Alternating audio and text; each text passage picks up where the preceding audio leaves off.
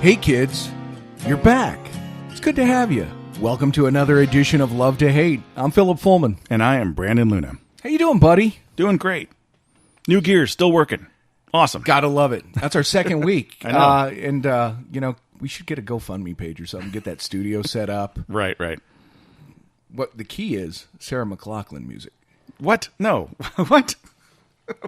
Why? Because if you look at it, that commercial with the dogs... Yeah. Nobody can stand that because it's so heartbreaking. So commercial, some heartbreaking Sarah McLachlan music. People want to give us money to build a studio. Yeah. Okay, for the GoFundMe, I get it. But yeah. I thought you meant like we have the studio and it's playing in the studio 24/7. Oh, I couldn't deal with that. That'd be a wreck. No. The 90s weren't that good. No, they definitely weren't. Speaking of, did you see that Hootie and the Blowfish is touring with Bare Naked Ladies? What? Yes.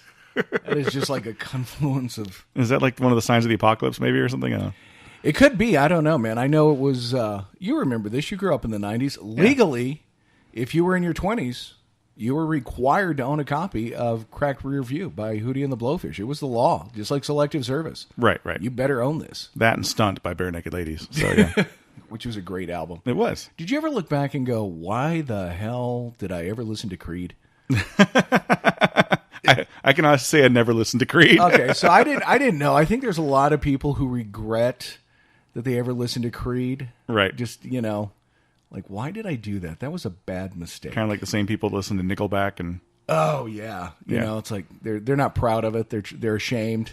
Right. They don't want anybody to know. So they try to, cover it up, hide the CDs or, Oddly enough, people that hate Nickelback, if you put that song on somewhere, look at this photograph. Everybody sings it and they know the lyrics to it. I don't know it. You know it. Shut up. No, I honestly don't. I really honestly don't. I was a fan of Hootie and I was a fan of Bare Naked Ladies. I'm not going to lie. Yeah, I liked both those Darius bands. Rucker has a great voice. He does. And he does country now. So yeah, which I think his voice lends itself to that. Yeah. So you can proudly enjoy Hootie and the Blowfish. yeah, I think that's fair to say.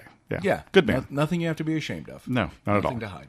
Bare Naked Ladies post, what's his name? Stephen Page leaving, and then you don't really. It's it's not as good. Mm-hmm. Did you see when they got the version of the Canadian Grammy or whatever? He joined them on stage. They went to the Canadian Music Hall of Fame. Oh, okay. And he joined them on stage, and they did "If I Had $1 Million." Of course. I think they did "Old Apartment," which is one of my favorites that they do. Right.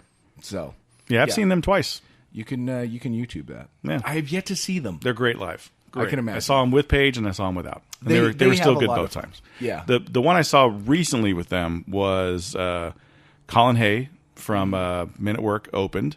He just was him acoustically doing his stuff. Didn't play any Men at Work songs, so you're kind of like, ah. And then Violent Femmes came on, and they awesome. Violent Femmes is great. And then Bare Naked Ladies. And then for the encore of Bare Naked Ladies, they brought the bass player from, I think it was a bass player from Violent Femmes, and then they brought over Colin Hay, and they did Who Can It Be Now? Oh, no, it was the saxophone player from Violent Femmes, and then Colin Hay, and they did Who Can It Be Now? With the Bare Naked Ladies. It was all three of them. That is on stage. awesome. It was great. They it was did fantastic. God, I can't find it now. I've got it on a disc somewhere. There was a thing called Napster one time. Oh, yeah, I remember that. And I may have gotten a song off that, but it was actually they were doing an in studio at a radio station, and they did a version of When Doves Cry. Oh, yeah? And I've got that on a CD around here someplace. It was great. Yeah. They're a very talented band. Very Yeah, talented I band. love their lyrics. Yeah. Funny stuff. It is.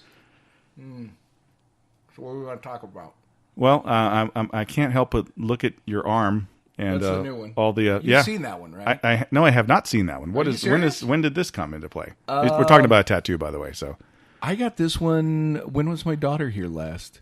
okay. Oh, it would have been September. The last one I got saw that was for the her Superman. birthday. You had something Superman that's the Batman. Batman one. That was I thought the last Batman one. was July. Okay, so No, this you was saw after the that. Wonder Woman one, right? Right, I saw the Wonder Okay. Woman. Yeah. Okay. So yeah, this one is the newest one. I got that for my daughter for her birthday. Okay. Cool. So she liked that because I have always called her Monkey. Mm-hmm. And then, long story, she got her wisdom teeth out and her cheeks Blew swelled up, up. yeah. So it was like, oh, you look like a chipmunk. I'm like, chipmunky. So she's There you now go. Now you got Chipmunky. so There I you got go. that. That's meaningful. I get that. It is. I like them all to have meaning. Right. You know, I got the first one for my dad. But yeah, all of them relate to something that I enjoy, care about. The nerd ones, the Boba Fett pinup, the Wonder Woman, Right. the Batman, Superman, obviously. The one for I've got the one for my Blood Iron, and then I've got the one with Lady Justice. Right. So 8 of them all total. I was just going to ask you how Yeah. many you had. So the one with the Batman, but somebody posted something like him punching out Donald Somebody Trump. thinks it's Donald Trump. Right. It's not. The book's from like 1974, I think. Right. But I've had that picture on a mug. It was a Thermoserve mug. I forget who made that, but I was given that as a kid, and that was the picture on the back. It's Jim Aparo artwork from Right. Brave and the Bold, but with a different caption. And I have always loved that caption and what it says, because he's punching a thug who some people think looks like Trump. Right. And it says, "You can't do to this to me. It's not legal." And Batman says, "I'm not so concerned with legal. I'm concerned with justice." Right. Which sums me up perfectly. And it's just a beautiful piece of artwork, and I've loved that. But I never knew, okay, who could I get to tattoo that? I watched the tattoo reality shows, and a guy who won Ink Master, a guy named Joey Hamilton, did one of Catwoman. That was Okay. their challenge. You know, reality shows, you get challenges, whatnot. Right. It looked exactly like it did in the comic book. Exactly. That's awesome. And it was on this person's arm or leg. I thought, so he could do that. And he's in a shop in Vegas, Revolt Tattoo. And, we take a yearly trip to Vegas. We do, Being in yeah. the cigar industry. So I was able to get some time while I was there and have him do it. But I booked it 6 months out, I think. Because I tried to do it the previous year, and I tried to book it 3 months out. And they were like, no. Foolish boy, no. So 6 months I was able to do it. Yeah. And this year I don't have anything I want. Nothing planned. No. No. But I would love to have him do it. There's another guy there who was also on Ink Master and almost won, and they work in the shop together, and he's also great, and I'd be happy. He does a lot of cool comic book stuff as well. Cool. But both of them just really incredible artists. Right. So I would recommend them. In fact, if you want to go when we're there, if you I got am something. completely tattooless. I've had the thought in my head several times. I just have never pulled the trigger on it. For me, like you said, it has to have meaning, and I just don't really. I can't think of anything that makes that much sense for me to have in my Right. body forever. Besides, like things with kids or whatever. But I still haven't figured out what that would be. So Let's be honest, at your age, forever's not that far away. no, it's like 15 years maybe. That's about what I got. You got to do it before the skin gets too thin, too, so it'll Yeah. hold the ink there. Right. True. So that would be a thing. I'm probably not. Yeah. I don't know. I might get Oh, one. we've got a guy in the shop. He's in his 70s, and he got one probably 5 years ago. It looks really nice. Yeah. Yeah, it's a I forget what it is. Something with an American eagle and a flag, but Okay. looks Says really nice. America. Fuck yeah. It doesn't say that, but I think if you kind of read between the red lines and the white lines on the Stars and Stripes, it says that. Okay. Yeah, Gotcha. it's definitely inferred. Right. So you're pro tattoo, obviously, because you've got 8 of them, and you probably Yeah. do you have like a destination number? You have like I'm going to stop at 20 or something, or are you just going Now, to? here's the thing. I got my first one for my dad. And I kind of wondered what I wanted. I always hated tattoos. Really? For the longest time. Well, growing up in El Paso, you saw a lot of not really good tattoos. Prison tattoos, yeah. Yeah. Gang tattoos, that type of thing. And a lot of stuff where it was just the not even black and gray, just black. Right. And where they weren't done well. So some guy ends up with a black blob on his arm like a Rorschach test. And so not impressed. Some of them were just, I guess trashy would be the best way to say it. And just poorly done where it's like, it's just hideous. And so I never really saw the desire for it, never liked them. It was just like, they just look horrible. They just turn into these blobs. And then I was watching this reality show. I'm like, that's a tattoo. That looks complete. That's a piece of art on somebody's skin. That is not what I've grown up seeing. And then it was like, oh, that would be a nice thing to do. I would like to remember my dad. Okay. Because that way he's kind of always with me. And so I did that. Had no intention of trying to get another one or of course, afraid that it's going to be the worst pain ever, which is, it doesn't tickle. But to me, it wasn't excruciating. It was completely bearable. Right. But then after that, 3-4 months, kind of like, kind of want another one. You got the itch, they call You it. do, and they are addictive. Addictive's not the right word, but you do end up wanting more. Yeah. And a buddy of mine got his first one earlier this year, and I think within a span of a month and a half, he got 2 more. Wow. You really you kind of get hooked on them. Yeah. And you like them. And so he's got one on his upper left arm, back shoulder, and inside arm, which I've not gone there yet. I've heard that's, There's yeah. certain areas, I guess, you hear that, like, Certain over the area. bone is not fun. Ribs, ankles. Horrible. Yeah. Yeah. Because a lot of people, if you watch these shows, people go in and be like, oh, yeah, I want this beautiful rib piece and it's going to be fantastic. And they're like, well, have you had a tattoo before? No. The Like, worst this is possible not- spot to yeah, do it, right? This is not going to work. This is going to hurt. Or they'll be like, oh, yeah, I got this little rose on the small of my back. And they're like, no. If you've said for 30 minutes, this is going to be a completely different experience. Right. And I think all of mine probably took at least 2 hours. Right. If not more. Did you have any that you had to go back and complete, or were they all done in one No, session? all mine were one session. I haven't had any that were multiples. What's the cutoff on that? Is it a time thing, or is I it think so. Yeah, because the artist hands are going to get tired, and plus there's you're damaging the skin, Right. So you've got to make sure there's time for it to heal. So if you're doing a huge back piece or a chest piece, you've got to let that heal. I would think, I don't know, but if you're going to do that outline on there, I would think you've got to at least finish the outline right? before you can send somebody out. I would think, yeah. Because otherwise you just kind of get lost on the piece. And to me, the outline's the worst part because it's a single needle. So Okay. that to me is probably the worst. But I haven't had any. I take it back. I had one, the Boba Fett on my left calf. That hurt like hell. Yeah, That was bad.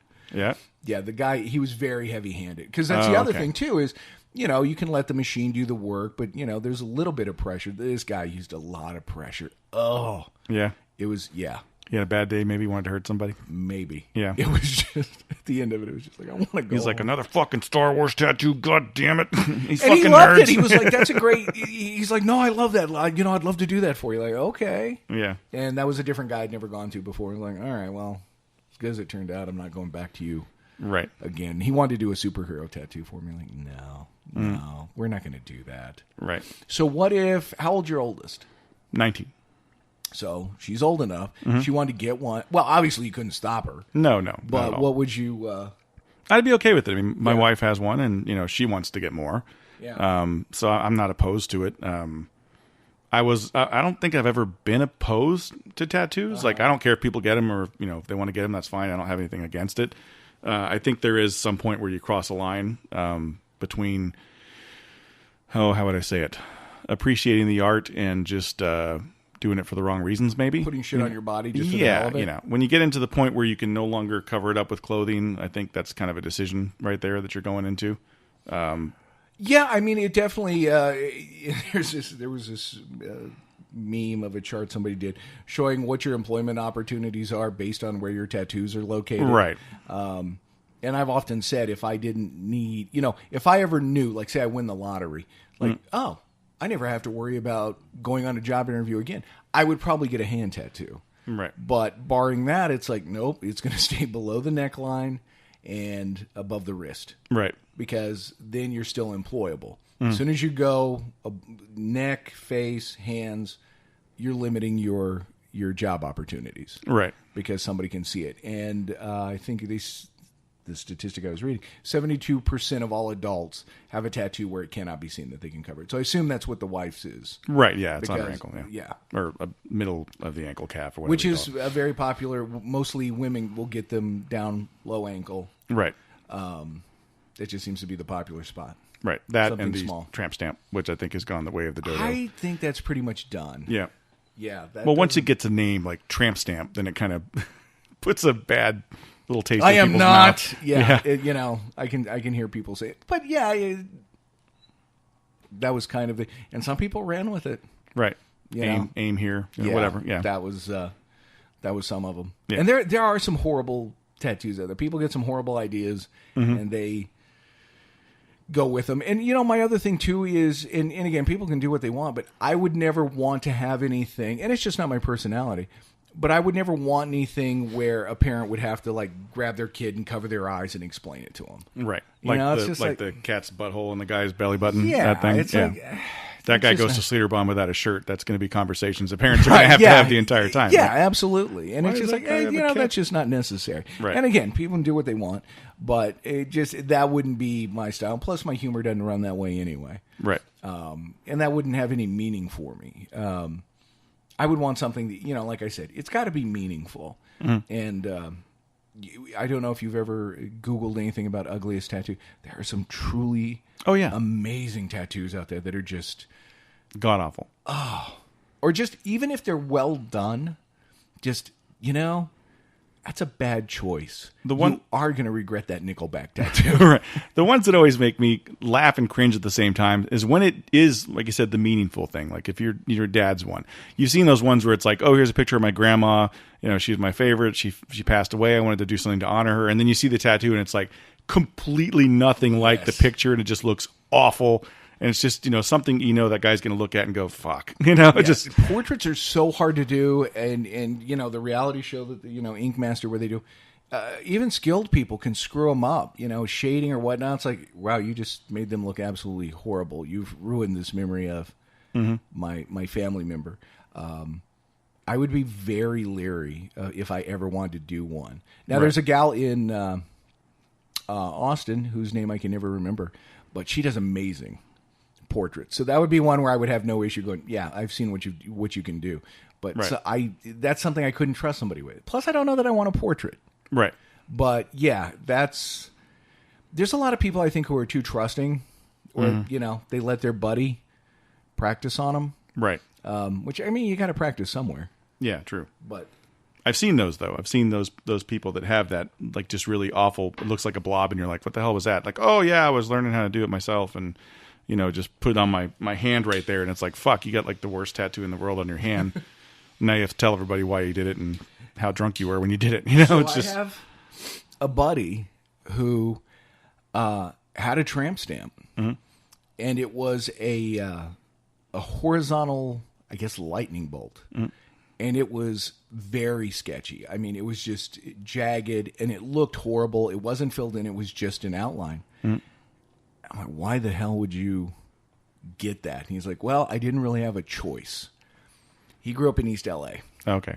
So he was basically told, you have to get this, or you're going to get your ass kicked. And so it was basically prison style, big pin, needle, battery. He said it was unbelievably painful. Right. And of course, it's sketchy. It looks horrible. He hated it. He actually went to a shop, and the guy looked and goes, what the hell? He told him the story, and he's like, okay, I get that. I'm glad you didn't pay for that. And basically all the guy could do was straighten out the lines and fill it in. So now he's got this giant horizontal black lightning bolt on his back. Wow. But at least it's a good-looking lightning bolt. So you can do. I mean, I heard people like they cover it with another tattoo or whatever. That was something. Yeah, you couldn't this thing do? was probably like 6 inches long, though. Oh, so wow. that would have been a huge cover-up. Yeah, big giant piece, right? Yeah. This was John Allen, right? Yeah, Yeah, absolutely. from Perdomo Cigars. That was him. Yeah, it was. I said lightning bolt. It actually was Griner's name on the small of his back. So written in Old English. From our episode, Bucky's episode. Yeah. Griner is. Yeah, if any of you ever actually listened to the whole thing. I don't even know that I did. Did you look at what I posted for the episode? Jeff Gruyere or Grinder yes. or whatever, and didn't ever put his real Nobody name. ever knows how to pronounce his name. Right. Try to church it up a little bit. Exactly.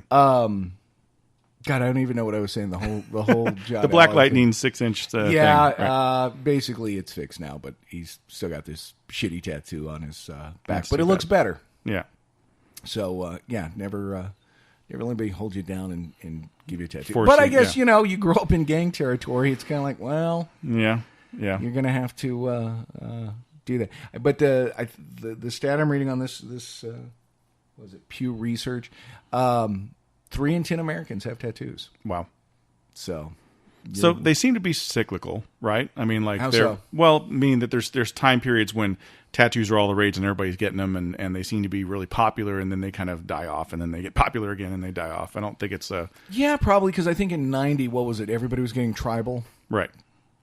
There's definitely styles that become popular, and you can Yes. tell when someone got something. That's very true. Yeah, And tribal no longer really. the thing. No. The Japanese letters or Chinese letters or whatever. You know, was a it's big funny thing. because people, they still want to do that, but I've heard artists say, you know, it doesn't matter. You know, you can try to look it up, but whatever you've got, it doesn't spell your name. Right. It's going to be wrong. Right. So you got to be really careful when you decide to spell with a foreign alphabet. Yeah. Best just stick to the alphabet you know to make sure you're getting what you want. But Japanese is another style, very intricate, very hard to do. A lot of people can do bad tattoos, but Japanese is one of those styles with a lot of history to it. And again, started with gangs. Right. Yakuza, whatnot. Yeah, but now it's become just a beautiful style. Right. I think Matt Booth has a lot of Japanese. He's covered, man. The He's guy got a bodysuit. He's got from the neck down, like from pictures I've seen and stuff of him online. I think that's way covered. Yeah. That would be a bodysuit. Yeah. But never he hasn't done the face. Now the guy who does my stuff, he's got some on the face, neck, and top of his head. Right. So that's an option for you. Right. And I think there's a misconception, probably not so with millennials or people that are in their 20s or 30s, of people with tattoos being bad people, being people of low moral center. You know, there's all these different misconceptions, Right. And that's not necessarily the case. I mean, there was a guy that worked in a cigar shop in Houston by the name of Charles who was super brilliant, like Mensa guy, military, all these things. You meet him and you first see him, and he has neck tattoos, and he has a tattoo of a spider web in his ears, and you're thinking, oh shit, this guy might be, kind of a bad guy. Super nice fellow, just the nicest He guy just you could ever know. enjoys the art. Just enjoys the art, yeah. Yeah, I think we've kind of gotten away from that. I think there was definitely a time when that was probably the case. Right. But as it became more acceptable, and I think that probably came with the artwork getting better. Right. With the being able to, I guess I know the machines make a difference. I don't understand how. But just with that skill set improving as the art improved, then it was, well, okay, I'll get one. And so it became more and more accepted. Because I don't really think you would have suburban moms running around if tattoos were kind of some of those harsh looking things that, you saw back in the 60s. Right. And that's not to take a shot at tattoos from the 60s. There were a lot of great artists working back then. But by and large, all I saw was, kind of crappy tattoos. You get the little thing on your arm. Was it the anchor on your arm if you're in the Navy or whatever? Yeah, which is what my dad tattoo is. It's the Navy anchor, but it's got Right. the welding mask on top of it because he was a welder. So it's the traditional Navy anchor. Right. It was funny because talking to the guy who does most of my tattoos, guy named Dave Woodard, Sins and Sinners Tattoos, Carrollton, Texas. Go Nice. see him. The hell. But when he was doing the one on my buddy's arm, we were talking. He said you'll have guys come in, and one kid came in and wanted USMC put on his arm. McGee will appreciate this story. Yeah.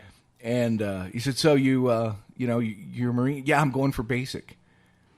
It's like, let me just put this out there to you. You may not want to get this until you complete basic, because you're going to go in there and they're going to see that and be like, "Oh, so you're already a Marine?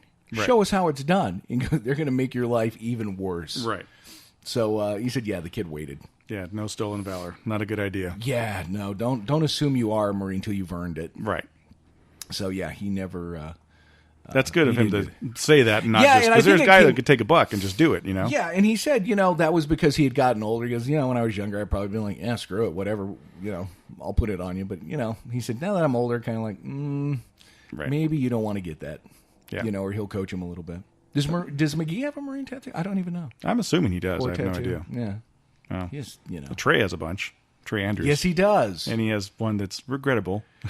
Does he regret it? I hope so. Yeah, I was going to say that was...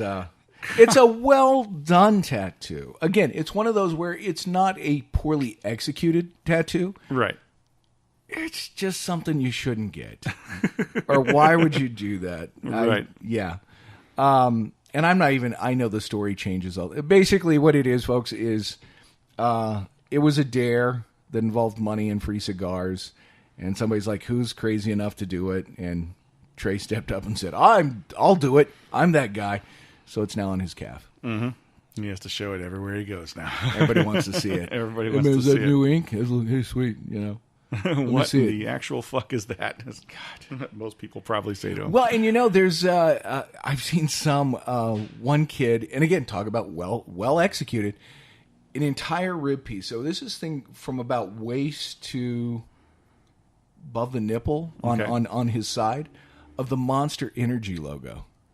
Oh, cute. And it's like, man, you're gonna regret that one at some point. Did you get free Monster for life or something? I don't know. I don't know that would. Well, be the there's. case Did you see there was what is it, Golden Palace or whatever? One of the places out in Vegas. Right. Yeah, I remember that story. They would get. I forget what they gave you, but you had to get goldenpalace.com tattooed on your forehead, and somebody did it. Mm-hmm. And I don't know what they gave them in return for that. But if it was anything short of $1 million, yeah, they got screwed. No because kidding. Getting those lasered off more painful than getting them. Right. Or at least that's what I've been told. So, yeah, definitely choose wisely. Yeah.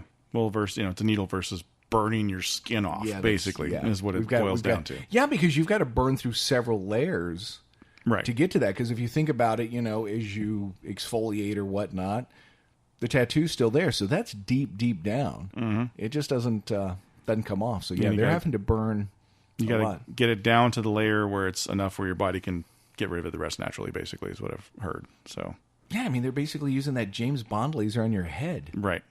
Or wherever you put it. Mm-hmm. So, no. Yeah, I'll pass on that. And I think that's part of it, too, is like I said, I haven't found anything that speaks to me enough that I want to get it and I want to have it forever, as long as forever is for me. But I'm also super afraid of it being just a horrible piece of shit, and I'm stuck with it, So. Well, and that's why you always got to vet your artist carefully and not just be like, oh, yeah, okay. What was that, $50? There's a Sailor Jerry. I know you've seen a lot of his stuff, the traditional sailor artwork. Right. And it says, good work ain't cheap, cheap work ain't good, which tends to be the truth. Yeah, so he's like, hey, I can do it for $20. Like, okay, no, I'll pass on that. But the thing is, you're old enough. I didn't get my first one until I was 40. So it's not like at this point you're going to find something that isn't meaningful. Right. You're gonna make a good decision that way. So then you just got to find the right artist. But you don't have to worry about getting your favorite band right that now sucks. Right. I would think at this point you've established your musical taste well right. enough to realize, I don't want the Wham tattoo. Make it big. Or make it big. Freddie, say relax on your chest. Oh my God, that would actually work. Frankie was a Frankie. Yeah, Frankie says relax. Frankie says relax, yeah. That could actually work. Freddie'd be funny because it'd be wrong. Well, speaking of, one of my favorite tattoo mistakes is a guy with this big bicep, and on the inside it says, never don't give up. I'm like, to me, that is one of the greatest things I have ever seen. It's just like double negative, buddy. So you're saying go ahead and quit. Is that what I'm getting from it? That's how you got the big bicep, just by being a quitter? That's awful. Or what was the one you mentioned? No regrets, but it was Ragrats or whatever it was.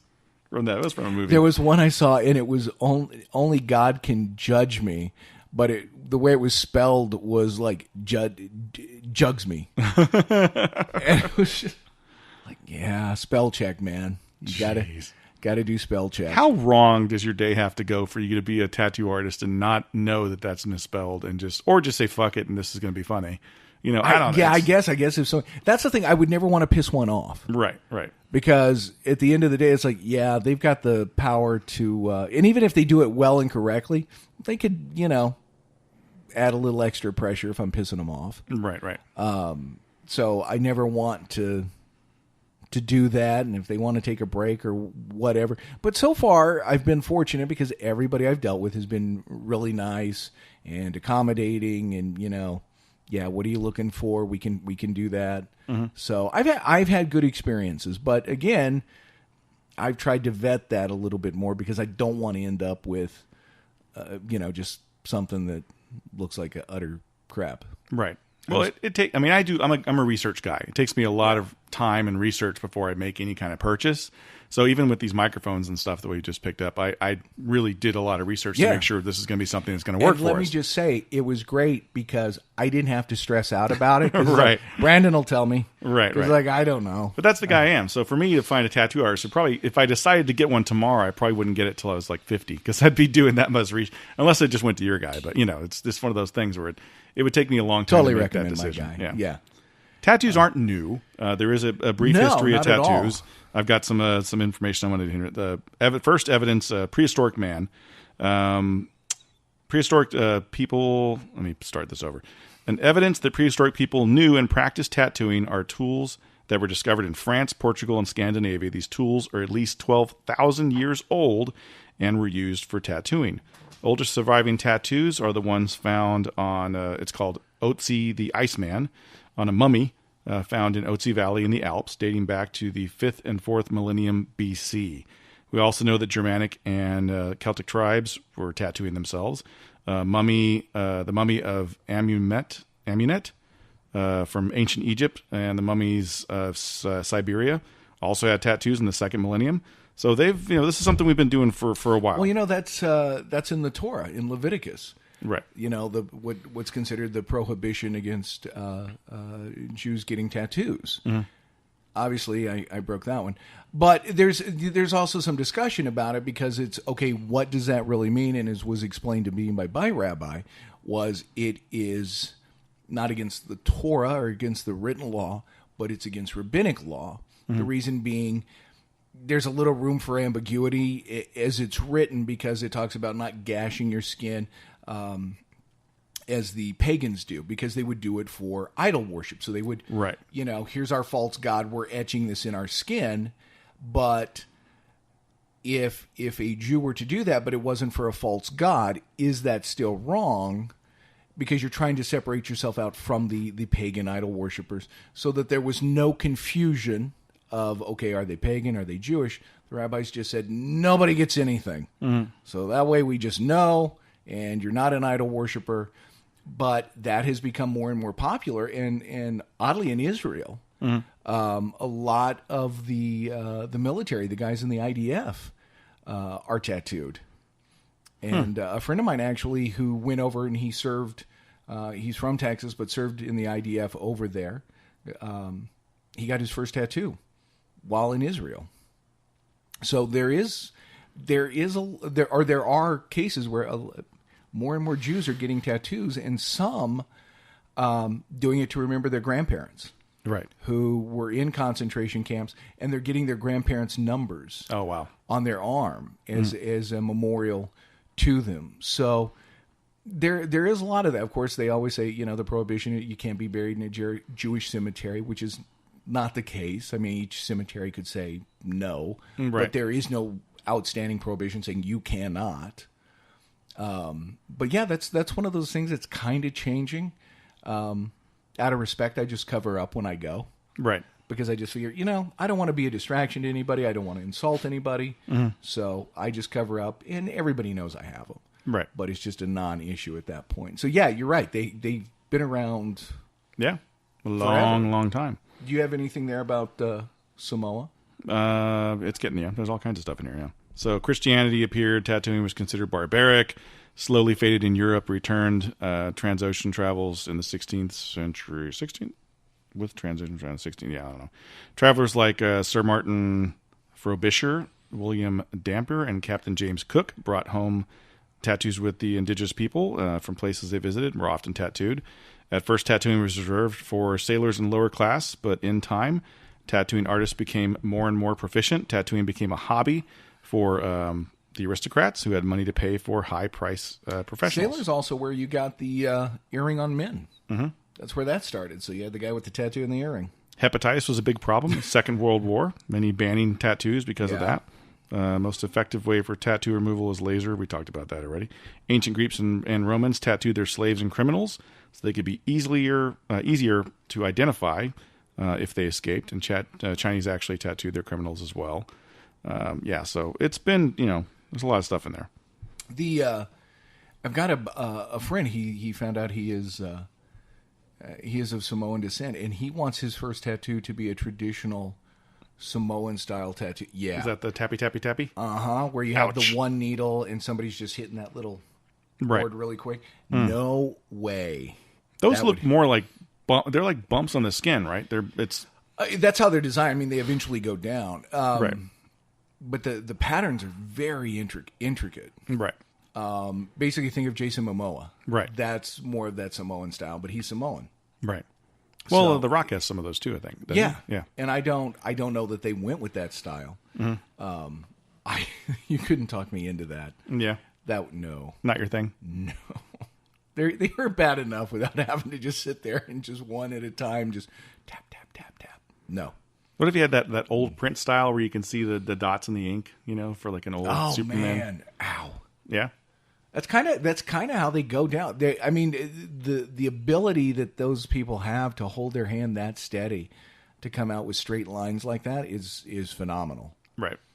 There's people who use tattoo machines that can't draw a straight line. So to be able to do it that way, that's truly an art form. Right. But and again, meaningful. I think it was rite of passage, and I think it's a different way to commemorate certain things. People choose different ways to commemorate events in life. Some people will, I don't know. You get a tattoo, you get a piece of artwork, there's just ways of remembering. Right, right. So I think it's a little bit different way. Like when you get a tear dot tattoo, it's a way to remember your first kill. Right.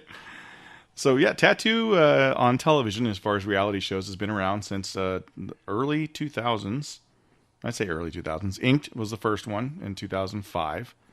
You watched that, I suppose. Is that the first one you remember seeing? I did not. Okay. And then you get all the way. There's a ton of them now. Bad Ink, Best Ink, Black Ink Crew. Some of them are pretty. Yeah, some of them are pretty bad. Some are just unwatchable. Not because of the tattoo, just the quality of television. Right. Yeah, and you have a lot of guys that I think have brought that to the forefront just by being in the public eye. Sure. A lot of musicians who have a lot of tattoos. We've got a local guy, Oliver Peck, who owns Elm Street Tattoo in Dallas. Mm-hmm. One of the best guys for American Traditional, just phenomenal work. Mm-hmm. And that whole shop, everybody in that shop does just amazing work. And he's one of the judges on Ink Master. Oh, nice. Him and I can't think of the guy's name. Chris Nunez. Okay. He was on a show called Miami Ink for a while. I think he still owns that shop. Okay. But he does Japanese, and nice. Very good at that. And then you have Dave Navarro. Right. And he pretty much just has whatever. Right. Tattoo. He's he's covered not there.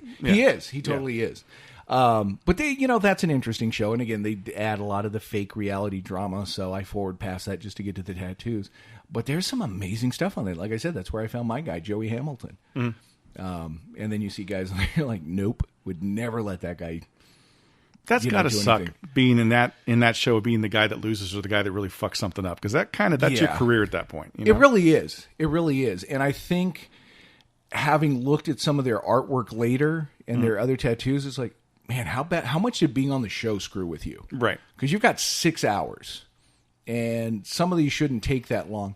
But is it just the pressure? But what they do is, if you have a style, you may not get to do that style because every week there's a different challenge. So you have to focus on one thing, and that may be something you suck at. Mm-hmm. Or you may do one thing well, and you can't do anything else well, so that's going to show. So they're looking for somebody who's very well-rounded. Right. Who can do multiple things. Right. But yeah, you're right. That would be a career killer. Just like it can be a career maker. Right. For some people. I think when you fuck up on Cake Boss or one of those shows, you're probably okay. You know, you just bake another cake and be, oh, look at what I did. You know, Right. But with an ink guy, it's It's like you're walking around with it. Well, they started doing a what was it? Ink Master Reconciliation. Where if you screwed up the tattoo, that person gets to come back. They yell at you, but you will give them a free tattoo to make it up to them for screwing up their tattoo, and they have the choice of whether they're going to let you do it or not. Right. And a lot of times they will let that artist do it, and it's wonderful. right. But there's also not the pressure of the show, the competition, or the you have to choose this style, and Right. then they reconcile and whatnot. That's rough, though, man. That's rough. It is. And, you look, it's funny because you had a lot of people, they talk about, I learned this in prison, or, this is what got me off the street was my art, and so I'm doing this to, provide for my family. Right. There's a part of me that's really kind of envious of tattoo artists in that, man, you get to do your art, but you've got that complete freedom of like, you know what? I don't have to punch the clock. I don't, have to take customers I don't want. It's just you getting to be yourself and the person you want to be and do what you're good at. Right. And that is appeal. But I think that would appeal to most people who punch a clock. Right. And- Well, it's fair to say they're artists, right? And Absolutely. every artist that is good at their craft is going to have the ability to pick and choose who their customers are going to be, pick and choose when they want to work, how much they need to work, what art they want to be part of. Sure. So that gives them a lot more freedom to do something that makes them happy and have a great life doing And it. with that comes, the question of, will I eat this month? Right, Or will right. I pay the rent? So there is the drawback for some. There's a lot that are, really good, but I think they're probably few and far between. Right. That's certainly not the majority of it. Most of it is going to be, you kind of struggle a little bit. So is there now? There's like speaking of other types of industries where there's been the corporatization of it. Has there been a corporatization of tattoos? Is there a tattoo company that has tattoo shops in every town, that type of thing? Not that I'm aware of. Yeah. There's shops that branch out, Okay. but I've not seen that. I mean, I don't know. So there's no supercuts of tattoos? No, where you I don't just- think so. They only do black and white. And No, that's it. I don't think there is, and I think that would be hard to do just with the personalities, Right. because you've got too many people who just don't want to, I don't want an HR department. Right. That said, that doesn't mean it wouldn't happen. I put that out there now, so somebody's going to do it. Somebody's That's right. right. Yeah, that's how that's that probably- works. Who did that for cigars? I'd like to find that jackass. And be like, why'd you have to open your mouth? And Walmart starts putting tattoo shops in their Walmarts, then it's kind of Man, talk about a perfect fit. There was one, it was early 2000s. There was a Walmart somewhere in Oklahoma that put in an MMA training center. And I'm like, perfect fit. Wow, no kidding, right? Man, go to class, train, then go buy your rip-off Affliction shirt.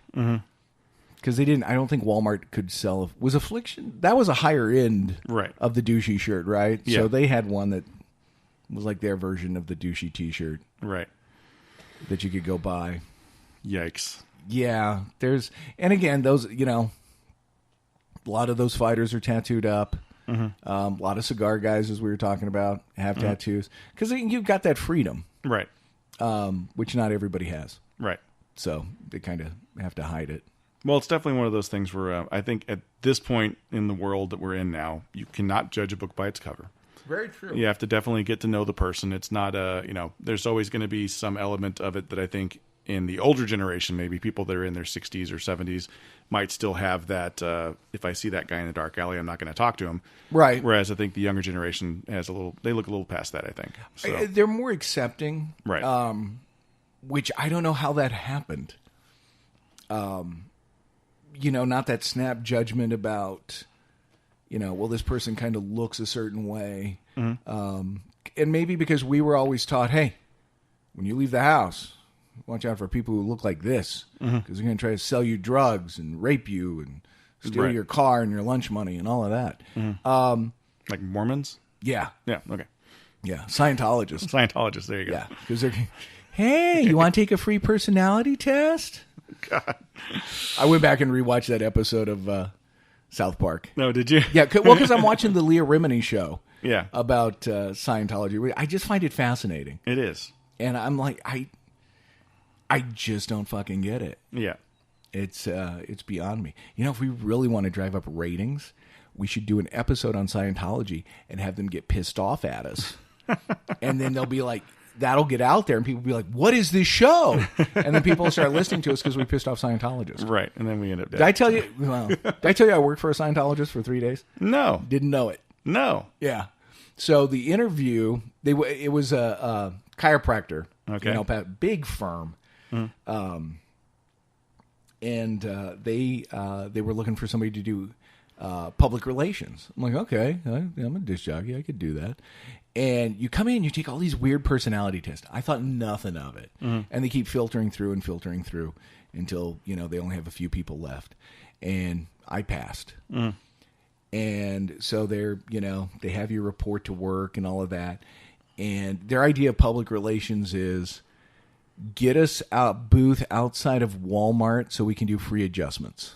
Okay. It's like, that's not really PR. You know, I'm sitting here thinking, hey, Muscular Dystrophy does a bowl-a-thon that you can be a sponsor of. I'm thinking of all these other big charities and organizations. Right. They're like, no, don't do any of that. And so I'm talking to somebody on the phone who is a contact I had through, I think, American Heart Association, something. And she said, where are you working? Yeah, you might want to look into that. I'm like, what are you talking about? And she's like, look, I've just heard, here's some stories I've heard. I'm like, well, man, my employer should know this.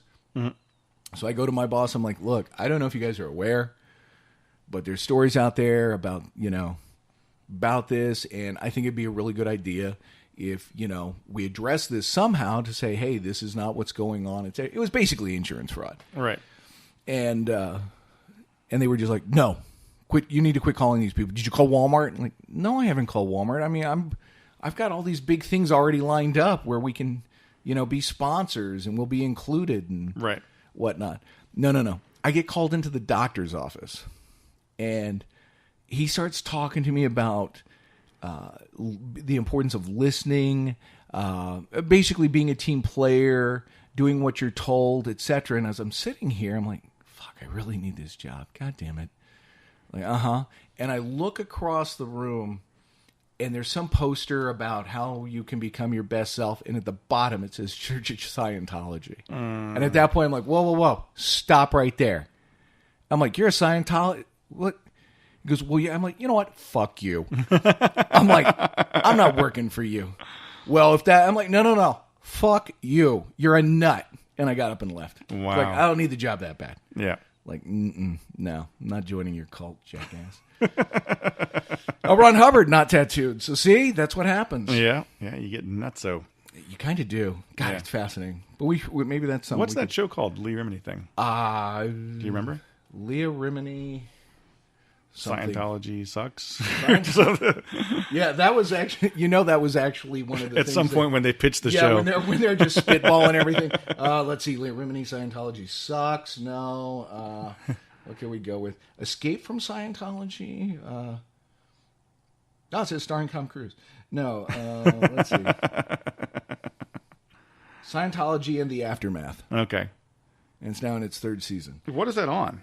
A&E. Okay. I believe. I watch it on Amazon. It's on third season. Yeah. Wow. It is. It's kind of fascinating, and they just did one on them and the Nation of Islam, and how they've gotten involved with them, which kind of goes against all the tenets of the Nation of Islam. Right. But you got to figure Farrakhan's making a buck off of this. Of course. Yeah. It was kind of interesting because they released a statement. Scientology did on. I want to say it was Monday of this past week. The episode aired Tuesday. So they got, they got the statement out there quickly, but they were talking about how she was persecuting their religion and it was causing people to act violently towards Scientologists. And they compared it to the way, what was it? The Nazis' persecution of religion in the 1930s is like, did you just go there? Wow. It's like, you just went there. Jeez. And then, of course, Farrakhan, not a fan of the tribe. And then there was one part where he said, You have to learn to recognize the good Jew from the one who's out there and is trying to steal your money and take your coin. It's like, well, at least he was nice enough to say there's good ones and bad ones. Like, man, it's like, come on. Yikes. Yeah, it's insane. So they had people who had left the Nation of Islam, and they're like, we were just like, what the hell? It's like, so now you're trying to get us to join a cult? All right. Like, no. We're going to step back from this. Jeez. Yeah, it's fascinating. That's nuts, man. It really is. Good times. Oh, always good times. Man, it's a great thing about being in the cigar industry. Right, totally. You can do whatever. You know what, kids? We've bounced around enough. Hopefully you learned a little bit of something, and you'll investigate before you get your next tattoo or your first one. I'm going to work on Brandon here. No regrets, yeah. No regret. There you go. And you know what, though? If anybody wants to get a love-to-hate tattoo, might chip in on that myself. If you want to do that. Or maybe that should be Brandon's first tattoo. God. Tell you what, if 100 people write in, would you get a love-to-hate tattoo? Absolutely not. 100 people? 100 people's not enough, man. That's... okay, as far as do I get like $4,000 worth of cigars maybe at that point? You'd have to talk to Trey. But if they did want to write in, not necessarily about you getting a tattoo, but anything, where would they do that? Well, you can go to our Facebook page and like the Facebook page and contact us there. We'll always talk back at you if you do. You can also go to the Twitter sphere and tweet us at Love to Hate Pod, and also on Instagram at Love to Hate Pod. We're on the gram. Yes, we are. Thanks for joining us, kids. We'll talk to you next week.